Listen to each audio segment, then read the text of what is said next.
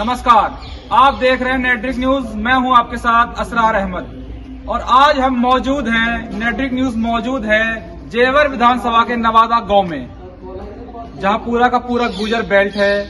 और इस बार उत्तर प्रदेश विधानसभा चुनाव में किसकी सरकार बनेगी?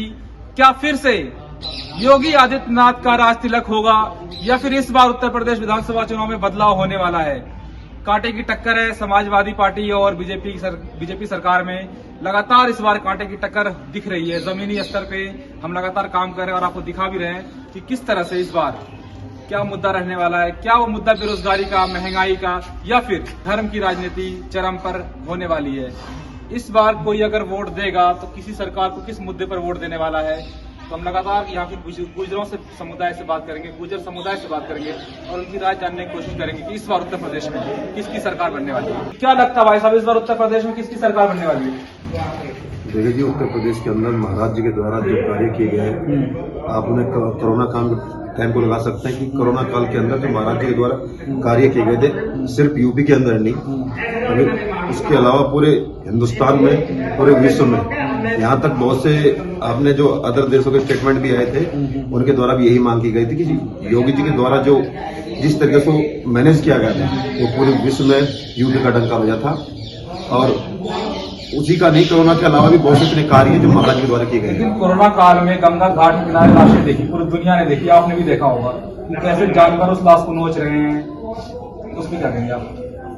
जो जितनी भी मीडिया के थ्रू और अदर मीडिया के थ्रू दिखाया गया था, ग्राउंड लेवल पे आपने भी रिपोर्टिंग की होगी, आप भी जानते हैं कि उसमें कितनी एडिटिंग थी। वरना महाराज जी के द्वारा जिस तरीके से कोरोना काल में उसको एडजस्ट किया गया था, पूरे हिंदुस्तान, पूरे विश्व के अंदर कहीं नहीं हो पाया। महाराज जी के शासन काल में कोरोना, उसके अलावा भी हर क्षेत्र में सभी को महत्वपूर्ण मुद्दों पर तरीके से कोरोना काल के जितना भी कार्य हुआ है, बहुत संपूर्ण तरीके से, बहुत अच्छे तरीके से हुआ है। लेकिन यूपी सरकार के पास कोरोना से जो मृत्यु हुई है उसका कोई आंकड़ा नहीं है। कह रहे हैं कि हमारे पास कोई आंकड़ा नहीं है कितनी मृत्यु हुई है। मृत्यु दर के हिसाब से अगर आप लगाओगे तो आप भी जानते हैं कि नॉर्मली आज के टाइम में शायद 10 से 12% का रेशो रहता है। एक्सीडेंटल लगा लो या नॉर्मली कोई और बीमारियां हैं, उनके अलावा भी इतना रेशो रहता ही है। कोरोना काल में ज्यादातर जो बीमारियां हुई हैं उनमें आपका sugar, BP, thyroid, heart attack और भी बहुत सी बीमारियां रही हैं। क्या वो कोरोना काल में थम गई थी? नहीं। जो पेशेंट एडमिट हुआ, जरूरी नहीं था कि वो कोरोना से ही मरा है, उसके अलावा उसको भी बहुत सी बीमारियां थी, परंतु दिखाया जाता वही था कि क्योंकि कोविड होना नॉर्मल चीज है, हर तीसरे व्यक्ति को कोविड। आपको नहीं लगता कि आंकड़ा कहीं ना कहीं छिपाया गया है? जी नहीं, महाराज जी के शासनकाल में कोई आंकड़ा नहीं छिपाया गया, उसमें पूरी तरह पारदर्शिता बरती गई है और उसको सबके सामने रखा गया। इस बार क्या मुद्दा रहने वाला है? गुर्जर समाज किस मुद्दे पे वोट करने वाला उत्तर प्रदेश विधानसभा चुनाव में? देखिएगा, उत्तर प्रदेश में जो हम लोग वोट करने जा रहे हैं वो हम फिर से एक बार सुशासन को और विकास को चुनने जा रहे हैं। और उत्तर प्रदेश में जो विकास कार्य हुए हैं, चाहे वो इंफ्रास्ट्रक्चर के रूप में हो, चाहे वो शिक्षा के क्षेत्र में हो, चाहे वो चिकित्सा के क्षेत्र में हो, जो योगी सरकार ने जो कार्य किए हैं, तो पुनः 2022 में एक बार राम राज्य फिर से बरकरार रहने वाला है। तो हम लोग फिर से योगी जी के नेतृत्व में सरकार बनाने जा रहे हैं। लेकिन लगातार विपक्षी पार्टी कह रही है कि कोरोना काल में कैसे हेल्थ इंफ्रास्ट्रक्चर धराशायी हो गया, उसको लेकर क्या कहेंगे आप? देखिएगा, बिल्कुल आपने अच्छा जिक्र किया है। मैं आपको बताना चाहता हूं कि कोरोना काल के दौरान तो जितना प्रभावी तरीके से, चाहे आप वैक्सीनेशन की बात कर लीजिएगा, उत्तर प्रदेश पूरे देश में प्रथम स्थान पर रहा है, चाहे आप स्वास्थ्य सेवाओं की बात कर लीजिएगा, और उत्तर प्रदेश के मुख्यमंत्री अकेले केवल ऐसे योगी आदित्यनाथ जी रहे हैं जिन्होंने शहर शहर जाकर अस्पतालों का निरीक्षण किया और समय पर वैक्सीन लोगों को उपलब्ध हो सके, दवाइयां उपलब्ध हो सके, उसके लिए कार्य किया। यदि उत्तर प्रदेश में योगी जी की नेतृत्व की सरकार नहीं होती तो आप कल्पना कर सकते हैं कि कितना बुरा हाल हो सकता था इस महामारी से। लेकिन जिस प्रकार से इन्होंने मैनेज किया है और संभालने में कामयाब रहे हैं, तो बहुत अच्छा प्रतिनिधित्व। और इनका जो धीरेन्द्र सिंह ठाकुर जो वर्तमान विधायक हैं अभी, और अवतार सिंह भड़ाना जो सपा रैली से आते हैं, कितना टक्कर लग रहा है आपको इस बात दे पाएंगे? देखिए, अवतार सिंह भड़ाना तो कहीं टक्कर में ही नहीं है, वो तो एक पैराशूट प्रत्याशी है, उनका तो काम है इधर उधर भटकना। वो फिलहाल भी अभी जो है लोकसभा चुनाव 2019 में कांग्रेस के टिकट पर जाकर लड़े थे, अपनी जो उनकी लोकसभा है फरीदाबाद से, वहां से पूरे भारत के अंदर सबसे अधिक मतों से जो रिकॉर्ड बना है जीतने का, वो कृष्णपाल गुर्जर ने उनको हराया है, जो भाजपा के प्रत्याशी हैं और मंत्री भी हैं केंद्रीय सरकार में। तो वो तो बिल्कुल जमानत जब्त प्रत्याशी हैं। यहाँ तो केवल एक हाय हुल्ला हो रखा है कुछ लोगों के माध्यम से, वरना वो तो कहीं भी, वो तो गिनती में ही नहीं है। लेकिन यही दादरी का मामला है कुछ महीने पहले का, जब सीएम आते हैं, सम्राट गुर्जर मिहिर भोज का मूर्ति का अनावरण होता है, लेकिन शिलापट से जो है गुर्जर शब्द हटा दिया जाता है, उस पर क्या कहेंगे आप? कहीं ना कहीं इससे गुर्जर समाज नाराज है। देखिएगा, वो षड्यंत्र के तहत लोगों ने उस चीज में किया और वो कहीं ना कहीं उनका एक एजेंडा था षड्यंत्रकारियों का, विपक्षी लोगों का। वरना तो देखिएगा, जो ये प्रतिहार जो सम्राट हैं मीर भोजी, वो गुर्जर जाति में पैदा हुए और गुर्जर ही हैं। लेकिन योगी जी ने ऐसा थोड़ी ना कहा कि वो गुर्जर नहीं है या उनकी जाति को छिपाया, लेकिन उन्होंने कहा कि जो ऐसे महापुरुष हुए हैं उनको जातीय सीमाओं में बांधना उचित नहीं है। ऐसे महापुरुषों का सर्व समाज सम्मान करे, पूरा देश उनका सम्मान करे। और ये तो हमारे लिए, तो गुर्जर समाज के लिए तो विशेष गर्व की बात होगी यदि राजपूत समाज भी उनका सम्मान करें। मैं तो चाहता हूं कि राजपूत समाज ही नहीं, देश का हर समाज, हर जाति उनका सम्मान करे। लेकिन राजपूत समाज लगातार दावा कर रही है कि भाई ये हमारे हैं गुर्जर, मिहिर भोज जो है हमारे यहाँ से आते हैं, लेकिन गुर्जर समाज लगातार दावे कर रही है। देखिएगा, उस दावों के आधार पर मैं कह रहा हूं, जो इतिहास में जो साक्ष्य हैं और जो इतिहासकार जो बताते हैं, वो प्रमाणों के आधार पर ये तय हो चुका है। ये पहले भी था, इसमें थोड़ा कंफ्यूजन जरूर था कि गुर्जर प्रतिहार जो सम्राट मिहिर भोज जी हैं वो गुर्जर जाति में ही पैदा हुए, लेकिन उन्होंने सर्व जाति के लिए, पूरे हिंदुत्व के लिए कार्य किया। उन्होंने किसी जाति विशेष के लिए नहीं, उन्होंने कोई ऐसा नहीं था कि उन्होंने केवल गुर्जरों को बचाने का काम किया या केवल उन्होंने राजपूतों को बचाने का काम किया। उन्होंने पूरे हिंदुत्व को और पूरे देश को और पूरे राष्ट्र की एकता और अखंडता को बचाए रखने के लिए कार्य किया। इसलिए ऐसे महापुरुषों को हम लोग कहते हैं कि उनको सभी लोग अपना माने, आदर्श माने और उनके पद चिन्हों पर चले। तो आपको लगता है कि बीजेपी सरकार में सबका साथ सबका विकास हो रहा है? बिल्कुल निश्चित तौर पर हो रहा है, और सबका साथ सबका विश्वास और सबके विकास के आधार पर ही हम 2022 में फिर एक बार योगी जी की सरकार बनाने लगातार बीजेपी पर आरोप लगता रहता है कि बीजेपी कहीं न कहीं धर्म की राजनीति करती है, जातिवाद की राजनीति करती है। यदि कोई पार्टी अपने राष्ट्र के लिए समर्पित है, अपने हिंदुत्व के लिए समर्पित है और सारे अच्छे कार्यों के लिए समर्पित है, तो क्या उस पर आप ये आरोप लगाओगे? ये मैं तो कहूंगा आप ही आरोप लगा रहे हैं, और आप जैसे लोग के थ्रू और भी जो लोग देखते हैं टीवी न्यूज को, वो आरोप लगाते हैं। नहीं, हम नहीं लगा रहे, राजनीतिक पार्टियां लगा रही हैं। वो आपके चैनल को देख के ही लगा रहे हैं ना, क्योंकि आपने ऐसा कहा। आप बताओ उसमें कमी क्या है? आप उल्टे दूसरे तरीके से क्वेश्चनों को पूछो कि बाबा जी ने क्या क्या नहीं किया, तो आपको समझ में आ जाएगा। आज बाबा जी, आप योगी जी के नाम से आप कहीं भी खड़े हो जाओ, किसी बिरादरी में खड़े हो जाओ। मैं बाबा जी का एक आपको स्टेटमेंट बताता हूँ कि वो स्टेज से कहते हैं कि अखिलेश सरकार में कब्रिस्तान पे काम होता था और हमारी सरकार में शमशान पे काम हो रहा है। आपको लगता नहीं कि हिंदू और मुस्लिम की राजनीति कर रहे हैं वो? नहीं, उन्होंने जो कहा वो सही कहा ना। आप देखो पिछला कितना सारा बजट कब्रिस्तान की बाउंड्रियों के लिए दिया गया, बाउंड्रियों को दिया गया। इस बात से गलत नहीं है, मेरी बात आपने अधूरी सुनी। बोलिए। कब्रिस्तान को पैसा दिया बाउंड्री के लिए, वो गलत नहीं है। गलत ये है कि जो औरों की जमीन थी उस पर भी कब्रिस्तान बना दिए। आपने उनकी भावनाओं को नहीं समझा, आपने उनकी बात को नहीं समझा, आपने उनके रिकॉर्ड को नहीं समझा। आपने कहीं ना कहीं आपसे भूल हो रही है, या उस तरह के लोग जो लगातार बयान आता है, गाजियाबाद भी आते हैं, कहते हैं पहले हज हाउस बनता था, फिर हमने मानसरोवर बनवाया। हज हाउस की जमीन की आप सर्वे करा के देखो, वो गलत जगह पर है। यदि किसी गलत जगह पर किसी के दूसरे की जमीन पर आप कुछ भी बनाओगे और यदि हम गलत कहें तो विरोधी हो गए, ऐसा तो नहीं है ना। विरोधी आप उसको कहोगे कि जी हज की जमीन थी लेकिन हमने हज बनाया तो पैसा दिया, तो गलत। लेकिन आप मेरे मकान पे बना दो, मैं विरोध ना करूं तो क्यों ना करूं, करेंगे। हिंदू राष्ट्र की बात देखिएगा, मैं आपको बताना चाहता हूं कि हम लोग स्वयं, मैं हिंदू वाहिनी संगठन का कार्यकर्ता हूं और मैं जिले में संगठन महामंत्री के पद पर दायित्व निर्वहन कर रहा हूं, जो संगठन स्वयं महाराज योगी आदित्यनाथ जी ने बनाया। मैं आपको बताना चाहता हूं और आपके चैनल के माध्यम से मैं इस बात को लोगों तक भी पहुंचाना चाहता हूं कि हम मुसलमानों के विरोधी नहीं है। हमारा संगठन या योगी जी मुसलमानों के विरोध में कार्य नहीं करता है, लेकिन हम तुष्टीकरण के खिलाफ हैं। जिस प्रकार से अखिलेश सरकार में, जैसे भी आपने अखिलेश जी का जिक्र किया कि कब्रिस्तान बनाने का, हम लोग उस चीज के खिलाफ हैं कि केवल और केवल मुसलमानों के लिए कोई योजना होगी या कोई कार्य विशेष तौर पर मुसलमानों के लिए होगा, हम लोग केवल उस चीज के खिलाफ हैं। मैं आप लोगों के माध्यम से एक बात और बताना चाहता हूं। आप 2017 से देख रहे होंगे 5 साल हो गए सरकार को। सरकार के अंदर मुझे आप एक योजना ऐसी बताइए जिस योजना का लाभ केवल हिंदू धर्म के लोगों को मिला हो। कोई भी ऐसी योजना नहीं है जिसका धर्म के आधार पर या जाति के आधार पर लाभ दिया गया हो। और मैं तो कहना चाहता हूं कि सबसे अधिक जो लाभ दिया गया योगी सरकार में और केंद्र की मोदी सरकार में, वो मुसलमानों को मिला है और हमारे दलित समाज के लोगों को मिला है। तो हम तो इस प्रकार की राजनीति कर रहे हैं। हम केवल उस चीज से बचना चाहते हैं, जैसे अखिलेश यादव कहते थे कि यदि मुस्लिम कन्याएं 12वीं पास करेंगे तो हम मुस्लिम कन्याओं को 20,000 रुपए देंगे और एक लैपटॉप देंगे। हम उस विचारधारा के खिलाफ हैं। केवल वो मुस्लिम कन्याओं को ही क्यों? यदि आप कोई योजना लेकर आ रहे हैं तो सर्व समाज की बेटियों को लेकर आए। आपने दलित की बात की, तो दलित के नाम आते ही मायावती का नाम आता है, चंद्रशेखर आजाद का नाम आता है। इस बार गोरखपुर शहर से योगी जी के टक्कर में चंद्रशेखर आजाद, उस पर क्या कहेंगे? लगता है कि इस बार कुछ होने वाला है? देखिएगा, जैसे कि आपने चंद्रशेखर आजाद ऐसे लोगों का नाम लिया, रावण जैसे लोग जो अपने आप को रावण भी लिखते हैं, वो केवल और केवल दलितों की ठेकेदारी करते हैं, उनके नाम पर राजनीति करते हैं। जिन लोगों ने दलितों के लिए काम किया है, आप योगी जी की सरकार के अंदर देखिएगा, आज उत्तर प्रदेश में लगभग 18 करोड़ ऐसी आबादी है जो मुफ्त का पिछले कोरोना काल के दौरान से 1.5 वर्षों से राशन खा रही है। राशन उन लोगों को दिया जा रहा है, सारी सुविधाएं उनको दी जा रही है, मकान उन लोगों को दिए जा रहे हैं, शौचालय उन लोगों को दिए जा रहे हैं, उनके लिए चाहे कोई किसी प्रकार की पेंशन योजना है वो उनको दी जा रही है। तो हम लोग कथनी नहीं करते, करनी में हम लोग विश्वास करते हैं कि रावण जैसे लोग केवल उनके ठेकेदार बनकर उन वोट को अपना वोट बैंक मानकर इस प्रकार की राजनीति करते हैं। जबकि मैं आपको बताना चाहता हूं, दलित समाज जितना विश्वास भारतीय जनता पार्टी पर कर रहा है और जितना विश्वास माननीय योगी जी पर कर रहा है, मैं तो अपने संगठन के माध्यम से भी आपको बताना चाहता हूं, हम जगह जगह दलित समाज में जाकर के सहभोज के कार्यक्रम करते हैं। अभी आपने गोरखपुर में पिछले दिनों देखा होगा, महाराज जी ने स्वयं दलित के घर पर जाकर भोजन खाया है।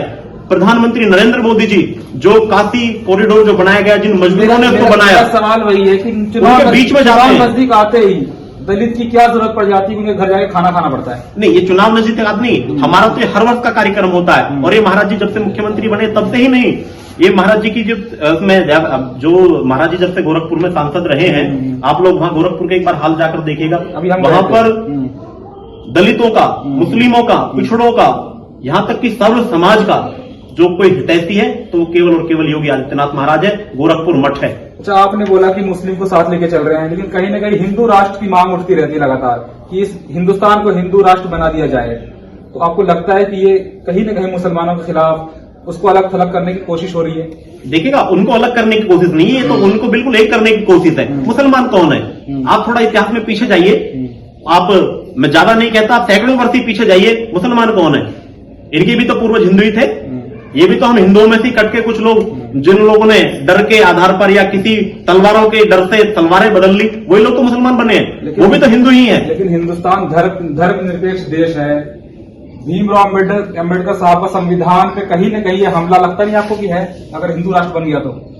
नहीं, ये बिल्कुल नहीं है, ये तो और अच्छी बात है। बिल्कुल राष्ट्र में एकता रहेगी, अमन चैन रहेगा, शांति रहेगी, बिल्कुल एक सद्भाव के साथ हम लोग कार्य करेंगे, आगे बढ़ेंगे। अभी ये जो इस प्रकार का जो भेदभाव, जो राजनीतिक पार्टियां जो इस प्रकार से गुमराह करती हैं, इस प्रकार का जो दंगे कराकर, जो चाहे उन्माद फैलाकर धर्मों में, वो खत्म हो जाएगा। क्या हिंदू खतरे में है? अभी आपने दिल्ली में देखा, एक सक्सेना लड़का था, और भी बहुत सारे लोग हैं, जब गर्दन काट दी जाती है तो क्यों ना मुस्लिमों पे आरोप लगाया जाए। लेकिन उस मुस्लिम का मतलब पूरे मुसलमानों के लिए नहीं है कोई भी शब्द, वो उन्हीं के लिए है जिन्होंने वो काम किया है। अभी गुजरात में भी एक हमला हुआ, एक लड़के को मार दिया गया। अब उस यदि वो उसे मार दिया गया तो क्यों मारा गया? खाली उसने एक बयान देने पर मार दोगे आप किसी को? आपने कासगंज का नाम ले लिया, जब अल्ताफ की कस्टडी में उसको याद, तिरंगा यात्रा में और चंदन बच्चे को मार दिया जाता है, क्यों मार दिया जाता है? उसने कोई गुनाह कर दिया क्या तिरंगा लहराना? लेकिन उसके बाद क्या हुआ?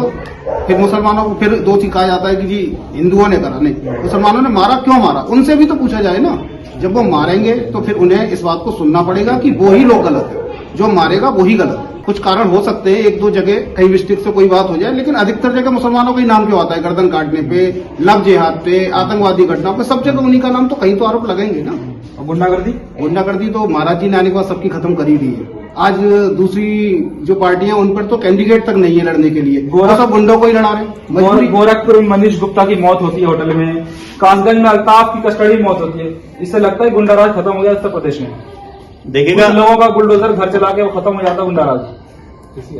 मैं आपको एक चीज बताना चाहता हूं, जो भी अत्याचार है, जो भी जिस प्रकार के जो उन्माद है, ये किसी भी सरकार में, ये सरकारों से नहीं, ये मानसिकता से रुकते हैं। लेकिन जो कुकृत्य हो जाते हैं, जो अपराध हो जाते हैं, उसके बाद में उस सरकार की क्या प्रतिक्रिया होती है और सरकार उन मुजरिमों को क्या सजा देती है, अपराध को रोकने में वो चीजें महत्वपूर्ण होती है। तो योगी सरकार में अपराधियों पर कार्रवाई, तुरंत कार्यवाही होती है, चाहे वो कोई भी हो, किसी भी धर्म के हो, किसी भी समाज के हो। अपराधियों को हम लोग किसी धर्म और जाति के आधार पर नहीं देखते हैं। अपराधी अपराधी है, चाहे वो हिंदू ही क्यों ना हो। अपराधी का नाम लिया आपने, अपराधी को लगातार कोई भी पार्टी हो, सपा आरएलडी का समर्थक हो, लगातार टिकट दे रही है। रामपुर से आजम खान जो भी जेल में है, उनको टिकट दिया गया है, वो जेल से चुनाव लड़ेंगे। इस पर क्या कहेंगे आप? यही तो हम कहना चाह रहे हैं, समाजवादी पार्टी की विचारधारा ये है। आप इन्होंने जितने भी प्रत्याशियों को टिकट दिया है, आप इनकी लिस्ट देख लीजिएगा। और मैं एक चीज और बताना चाहता हूं, देखिएगा अखिलेश यादव की मानसिकता कैसी है। उन्होंने अयोध्या में जो टिकट जारी किए हैं अयोध्या की, आप लिस्ट देखना, अयोध्या को उन्होंने फैजाबाद लिखा है, जिसको आज पूरा विश्व अयोध्या को एक राम राज्य के रूप में देख रहा है और एक अयोध्या की एक विश्व में पूरे में एक पहचान है, जो हमारे लिए गौरव की बात है। वो आज भी उसी मानसिकता के तहत, तो वो लोग केवल और केवल उन्होंने गुंडाई लोगों को, बलात्कारियों को, दंगाइयों को, बताइएगा इतने अतीक अहमद, ऐसे ऐसे लोगों को संरक्षण दे रखा। और टिकट भी, आप उनकी टिकट देख लीजिएगा, आपको ऐसा लगेगा कि ये विधानसभा के प्रत्याशी हैं या कोई गुंडे मवाली हैं, या आप कोई बिल्कुल मतलब आप लिस्ट देखेंगे तो आप उसी से तय कर सकते आपने हैं। अयोध्या का नाम दिया, अयोध्या से खबर ये आ रही थी कि योगी आदित्यनाथ इस बार अयोध्या से चुनाव लड़ने वाले हैं, लेकिन बताया गया कि साधु संत अयोध्या के जो हैं वो नाराज चल रहे हैं, इसलिए वो गोरखपुर शहर चले गए। नहीं, ऐसा बिल्कुल भी नहीं है। देखेगा सीधा तो योगी जी ने स्वयं, योगी जी से भी मत जाना गया। योगी जी ने तो कहा कि मैं तो पूरे उत्तर प्रदेश की 403 विधानसभाओं को चुनाव लड़ रहा हूं, मेरे लिए कोई, मुझे तो आप कहीं से भी चुनाव लड़ा दीजिएगा, मेरे लिए कोई बड़ी बात नहीं है।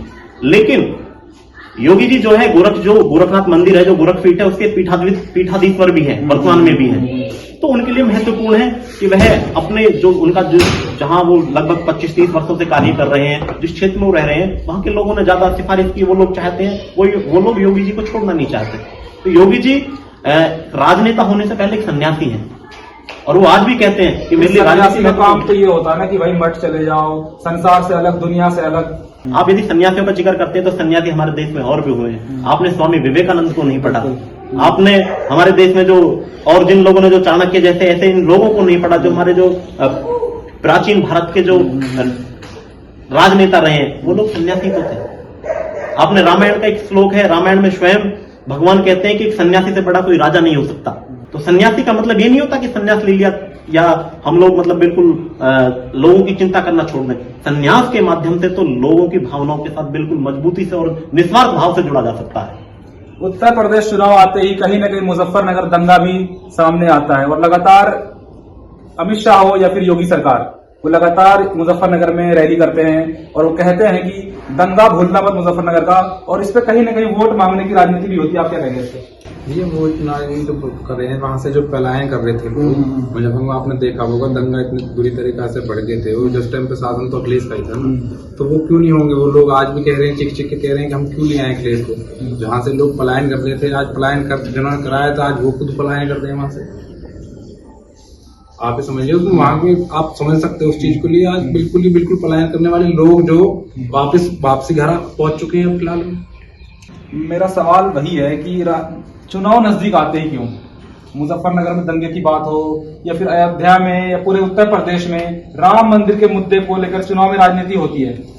देखिए, महाराज जी के द्वारा ऐसी कोई आज तक जमीनी स्तर पर ना और ऊपर के स्तर पर कोई राजनीति नहीं हुई। मुजफ्फरनगर कांड में आप भी जानते, एक समय वो था कि जैसे भी हमारे नीरज भाई बता रहे थे, कुछ विशेष समुदाय के द्वारा, कुछ व्यक्तियों के द्वारा, महाराज जी किसी मुस्लिम समुदाय के खिलाफ नहीं है, वो सिर्फ देश विरोधी और जो गलत प्रवृत्ति के लोग होते हैं उनके खिलाफ थे, चाहे वो हिंदू हो चाहे वो मुसलमान हो। परंतु मुजफ्फरनगर के अंदर जो भी कांड हुआ था, वो आप भी जानते हैं, सपा सरकार के शासनकाल में क्या हुआ क्या नहीं हुआ, कितने जाट भाई थे, उन लोगों की गलती क्या थी। वो लोग अपने सर्व समाज की पंचायत करने के बाद में वापस आ रहे थे, किस समुदाय के द्वारा, कुछ विशेष समुदाय के द्वारा, कुछ लोगों के द्वारा जो कट्टरपंथी विचारधारा के लोग हैं, जो देश विरोधी की सोच रखते हैं, उन लोगों के द्वारा वो कांड किया गया। बहुत सी जाट भाइयों की वहां निर्मम हत्या की गई। तो अगर बात करें कि अगर किसी हिंदू ने बोल दिया या किसी एक राजनीतिक स्तर के बंदे ने बोल दिया तो वो एक राजनीतिक मुद्दा बन जाता है, क्यों ना करें। सामने वाली सारी पार्टियां जब एक जाति विशेष के नाम से वोट मांग सकती हैं, तो हम लोग हिंदुत्व के नाम से क्यों नहीं मांग सकते? क्या बुराई है? बिल्कुल नहीं। हम कहते हैं कि सभी जाट हो, सिख हो, मुसलमान को छोड़कर सब एक हो सकते हैं, क्योंकि मुस्लिम सिर्फ मुस्लिम होता है, उसमें दर्जी नाई कोई नहीं होता। तो हमारे जाट, गुर्जर, पंडित, ठाकुर, ये भी तो सब हिंदू कहला सकते हैं, तो क्या दिक्कत है? बिल्कुल नहीं। ये राजनीतिकरण का जो करता है सपा सरकार ने की है।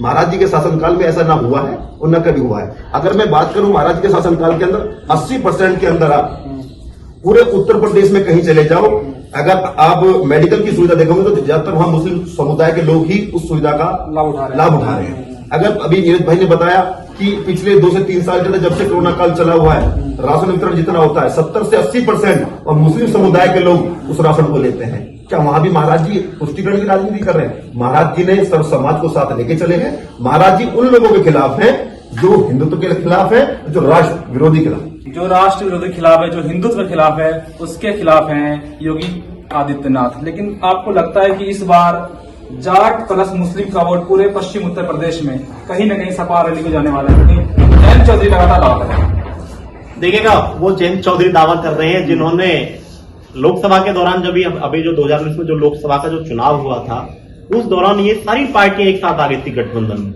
ये स्वयं अपनी सीट तक नहीं बचा पाए। तो ये किस प्रकार से, कोई भी वोटर आज बहकावे में नहीं है, ना भ्रम में है। मैं फिर बताना चाहता हूं आपको, आज की डेट में हर व्यक्ति सुशासन को, विकास को और राष्ट्रवाद को प्रमुख रखकर वोट करने वाला है। कोई किसी जाति के आधार पर या किसी मजहब के आधार पर वोट किसी भी रूप में बंटने वाली नहीं है। किसान का वोट इस बार किधर जाने वाला है? देखिएगा, क्योंकि 1.5 साल तक किसान दिल्ली के बॉर्डर पर बैठे रहे, 700 से ज्यादा किसान की मौत भी हुई है। उसके बाद देश के प्रधानमंत्री 3 कृषि कानून वापस लेते हैं चुनाव के टाइम पे। देखिएगा, इस पे जैसे आपने बहुत अच्छी बात रखी है, मैं भी चाहता हूं कि लेकिन थोड़ा समय लगेगा, मैं 1 मिनट लूंगा। बिल्कुल। ये तो बिल्कुल एक वैसी बात हो गई जैसे कि जब हम अपने छोटे बच्चे को स्कूल भेजते हैं, हम उसके भले के लिए उसको, जो अभिभावक होता है अपने बच्चे के भले के लिए उसे स्कूल भेजता है। अब बच्चा स्कूल जाने में घर वालों को कोई परेशानी बताए या कह दे कि भाई मुझे तो पढ़ना ही नहीं है, तो माँ बाप उसे फिर भी चाहेगा, वो उसे फिर भी जबरदस्ती स्कूल भेजेंगे। लेकिन जब बच्चा इसी करने पे खड़ा हो जाएगा, जब बच्चा माँ बाप को ये डर ध्यान लग जाएगा मैं तो सुसाइड कर लूंगा, या तो मुझे स्कूल से वापस घर बैठाओ वरना मैं सुसाइड ही कर लूंगा, तो माँ बाप के पास कोई रास्ता नहीं बचता। फिर माँ बाप सोचता है इससे बढ़िया तो ठीक है, मैं तो इसकी बेहतरी के लिए, इसकी शिक्षा मिलेगी, इसे इसका जीवन सफल होगा, ये जीवन यापन कर सकेगा अच्छे तरीके से। लेकिन जब वो बिल्कुल इस हद तक गिर जाता है वो बच्चा, तो माँ बाप को इतना ब्लैकमेल कर देता है, तब उस माँ बाप को डिसीजन लेना पड़ता है कि चल कोई बात नहीं है, तू घर पे रह ले। और उसको यदि वो बच्चा अपनी जीत बताने लग जाएगी तो हमारी जीत हुई है, तो मैं कहना चाहता हूँ ये किसानों की हार हुई है। ये मोदी जी ने जो फैसला लिया ये खुशी मन से नहीं लिया गया, ये इसमें बहुत बड़ी हताशा है, बहुत बड़ा दुख है उनके लिए। वो चाहते थे कि किसानों के लिए कुछ भला हो सके, किसानों के लिए कुछ अच्छा हो सके, लेकिन इन कुछ किसान नेताओं ने, जो कथित किसान नेता हैं, उन्होंने अपनी राजनीति के चलते, कौन है कथित किसान नेता? राकेश टिकैत, जो बिल्कुल जैसे कि विपक्ष थे, कांग्रेस से उसके लिए फंडिंग हो रही थी, उस फंडिंग के तहत वो लोग धरने पर बैठे हुए थे, तो वो लोग उसको अपनी भली जीत बताएं। लेकिन मैं फिर बताता हूं, आने वाले समय में भी ये जो 3 कृषि कानून लेकर आए थे, किसानों को इसकी आवश्यकता पड़ेगी, और एक जो कृषि कानून थे ये किसानों के पक्ष में थे, किसानों की बेहतरी के लिए थे। और लखीमपुर खीरी में जो हुआ, गृह राज्य मंत्री के बेटे के द्वारा गाड़ी चढ़ा दी जाती किसानों पे, कुछ किसानों की मौत भी होती है वहां पर, उस पर क्या कहेंगे आप? देखिएगा, किसानों के साथ में किसान होता है। मैं फिर भी कहता हूं, यदि कुछ भी हो जाए, कोई भी कहीं भी घटना घटती है, वो दर्दनाक होती है। बिल्कुल। यदि उसमें कहीं तक भी किसी मंत्री के बेटे का नाम भी आ रहा है, तो उस पर आपने देखा भी होगा कि योगी सरकार ने निष्पक्षता से कार्रवाई करी है। उन लोगों के जो सीबीआई के अंदर ये जांच सौंप दी गई है, जिसका भी नाम आया, जो भी दोषी है उस पर कार्रवाई की जाएगी, और हम ऐसे लोगों के बिल्कुल खिलाफ हैं। लेकिन उनके पिताजी गृह राज्य मंत्री के पद पर रहते हुए आपको लगता है कि निष्पक्ष जांच हो पाएगी? देखिए, यदि निष्पक्ष जांच ना होती तो अभी सीबीआई ने जो रिपोर्ट सौंपी है उसमें उनके बेटे का नाम क्लियर किया, तो इसी से आप तय कर सकते हैं यदि वो उनके कहीं ना कहीं उनके मंत्रालय का या कोई प्रभाव होता उनके पद का, तो उनके बेटे का नाम नहीं आता। फिर उसमें ऐसा नहीं है, आप सीबीआई पर तो कम से कम भरोसा कर सकते हैं। जो हमारी ये एजेंसियां हैं जो काम कर रही हैं देश में, वो निष्पक्षता से कार्य कर रही है। चाहे उसमें कोई मंत्री का बेटा हो या संतरी का बेटा हो, कोई गलत करेगा तो उसके खिलाफ कार्रवाई होगी। धीरेन्द्र सिंह ठाकुर लगातार कोरोना काल में मदद करते आए हैं। मैंने ये खुद भी देखा है कि कोरोना काल में, पहला लॉकडाउन हो या दूसरा लॉकडाउन हो, लगातार राशन वितरण का काम धीरेन्द्र सिंह ठाकुर ने किया है। जेवर से विधायक हैं, और लगातार जो ऑक्सीजन सप्लाई था वो लगातार घर घर पहुंचा रहे थे, और कहीं ना कहीं आगे बढ़ चढ़कर इस कोरोना काल में हिस्सा ले रहे थे। लेकिन क्या इस बार उत्तर प्रदेश विधानसभा चुनाव में दोबारा धीरेन्द्र सिंह ठाकुर विधायक बनने वाले हैं, या इस बार सपा रैली का समर्थन जो है अवतार सिंह भड़ाना को मिलने वाला? आप क्या कहेंगे इस पर? आपने सवाल जो पूछा उसमें उत्तर उसका खुद मिला हुआ है, क्योंकि आपने काम को बता दिया। जो व्यक्ति काम कर रहा है उसके बारे में आप सोच ही क्यों रहे हो? हार तो शब्द उसकी कुंडली में नहीं रहा ना, क्योंकि आपने खुद बताया कि मैंने इतना काम देखा है। तो आपने देखा है तो और लोगों के साथ किया है, तो वो लोग कैसे वोट नहीं देंगे? वोट देना मजबूरी नहीं है, वोट देना उनका लगाव है, क्योंकि धीरेन्द्र जी ने हर कदम आगे बढ़ के उनके साथ दिया, हर तरह से दिया, कपड़ों से हो चाहे खाने से हो। बाकी की उनकी जो टीम थी, वो टीम भी 7-8 नहीं, करीब 20 लोगों की टीम है, जिसने गांव-गांव जाके भी सर्वे करा और किसी भी भूखे को भूखा नहीं सोने दिया। और उसी कड़ी में हम संगठन के लोग सब तो थे ही कोरोना काल के दौरान, लेकिन हमारे पास में केवल विधायक ही नहीं बल्कि भाजपा के एक कार्यकर्ता ये बैठे हुए हैं, अखिलेश नागर हैं, जो भाजपा के जिला मंत्री रहे हैं। इन्होंने भी घर घर जाकर इन्होंने सोशल मीडिया के माध्यम से आप लोगों ने देखा भी होगा, इन्होंने गरीबों में, जरूरतमंदों में राशन भी वितरित किया है, जरूरतमंदों को तक ऑक्सीजन सिलेंडर भी पहुंचाए हैं और जो मजदूर लोग यहाँ काम कर रहे हैं उनको उनके घरों तक पहुंचाने के लिए अपने निजी खर्चे से इन लोगों ने दिन रात एक करके अपने स्वास्थ्य की चिंता ना करते हुए हमेशा परोपकार के कार्यों में लगे रहे हैं। तो केवल विधायक या मंत्री ही नहीं, भाजपा का हर एक कार्यकर्ता, हिंदू युवा वाहिनी का हर एक कार्यकर्ता उसी प्रकार से अपने संस्कृति और संस्कार को समाहित करते हुए दिन रात जनता की सेवा में लीन रहते हैं। जनरल वीके सिंह बीजेपी के हैं, बहुत बड़े नेता हैं। वो लगातार कोरोना काल में ट्वीट करते हैं, श्रीनिवास जो कांग्रेस यूथ के प्रेसिडेंट है, कि हमारी मदद कर दो, हमें सिलेंडर दे दो, हमें हॉस्पिटल में भर्ती करवा दो, हमारे जानने वाले हैं। देखिए, जो कोरोना काल के अंदर आप भी जानते हैं कि ये बीमारी वैश्विक स्तर की बीमारी थी, कोई छोटा मोटा नहीं कि कोई छोटी मोटी कोई ऐसा या टाइफाइड का बुखार हो गया या किसी। उस समय पे बीजेपी के द्वारा और माननीय मोदी, हमारे प्रधानमंत्री मोदी के द्वारा, उनके जितने भी मंत्री थे, जितने भी पार्टी के अंदर जितने भी नेता थे, सभी के द्वारा जो भी कार्य किया जा सकता था अपने स्तर पे सभी ने किया है। ऐसा कुछ नहीं है कि वीके सिंह के काम नहीं है, बिल्कुल नहीं। अपने कार्य क्षेत्र में, अपने कार्य क्षेत्र से बाहर गैस सिलेंडर की बात हो, ऑक्सीजन की बात हो, मेडिसिन की बात हो, हॉस्पिटल्स की बात हो, यहां तक कि आपने खुद भी देखा होगा, माननीय गृह मंत्री अमित शाह जी खुद पे कोरोना काल के अंदर उन्होंने ग्राउंड लेवल पे काम किया है, अपनी पूरी टीम को लगा के काम किया है। इस बात को आप भी जानते हैं, आपने भी उसको लाइव में और उसको जितना भी है अपने ग्राउंड लेवल पर उसकी रिपोर्ट निकाली। इस बार मैं आप सबसे आखिरी सवाल लूंगा, एक बीजेपी और सपा आरएलडी, क्या लग रहा है? आरएलडी तो कहीं है नहीं लड़ाई में, बीजेपी आ रही है और पूरे बहुमत से आ रही है, और कोई भी जीत भी ऐसी नहीं कि जो 1-2 वोट से, अच्छी जीत से और बड़े तरीके से ये देश द्वारा प्रदेश तरक्की की तरफ बढ़ेगा और अच्छे बहुमत के साथ योगी जी द्वारा पुनः काम करेंगे और आगे अगली बार वोट मांगने की आवश्यकता भी नहीं होगी। आप क्या कहेंगे? हम निश्चित तौर पर योगी आदित्यनाथ जी महाराज के नेतृत्व में उत्तर प्रदेश में एक बार फिर कमल खिलाने जा रहे हैं। आप पिछली बार आपने जो बताया था कि हमारी जो खुद का आंकड़ा है, मैं दिल्ली प्रदेश हिंदू युवा का मंत्री हूं और पिछले 3 महीने से हम ग्राउंड लेवल पे काम कर रहे हैं। महाराज जी हम इस बार 325 के पार जाएंगे। महाराज जी इस बार 325 के पार जाने वाले हैं और इस बार उत्तर प्रदेश विधानसभा चुनाव में फुल बहुमत के साथ बीजेपी की सरकार बनने वाली है, ये इनका कहना है। लेकिन आने वाले चुनाव में हम देखना पड़ेगा 10 मार्च को क्या योगी सरकार फिर से बनने वाली है, ये इस बार उत्तर प्रदेश में बदलाव होने वाला है। आप देखते रहिए नेटवर्क न्यूज। आप देख रहे हैं नेटवर्क न्यूज, साहस सच कहने का।